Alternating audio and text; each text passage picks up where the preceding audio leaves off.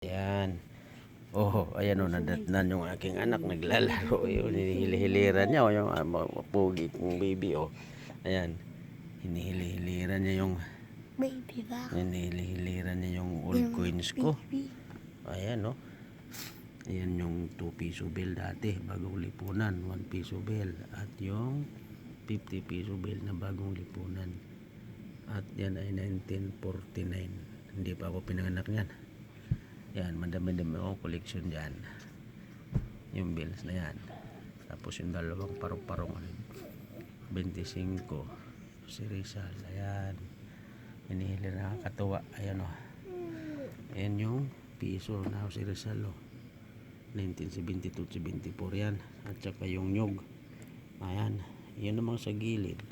Yan yung mga coins na ayan, galing sa ibang bansa yan, iba't ibang bansa yan, collection ko. Ayan o, sa gilid. Ayan, ayun naman ang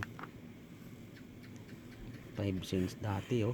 Hindi ko alam kung saan ang mas una dyan sa dalawang yan. Ayan o, mga coins naman yan sa gilid. Kita yan. At saka kung naalala nyo yan o, yung mga isda na yan o, 10 centavos yan. At saka yung 5 cents na yan o, na malunggay. Malunggay. Ayan. Hindi yan malunggay, bulaklak yan eh. Yan yung piso. At saka 50 na eagle. And tol, shout out nga pala kay Utol Biko. Tol, pag nakita mo yan, naalala mo nagsuntukan tayo noon dahil sa natalo mo ako sa taxi at saka sa sumoy. Dalawa pa lang tayong magkapatid, anak ng ating magulang. Wala pa yung makapatid nating iba. Nagsusugal tayong dalawa. Ayan, ayan.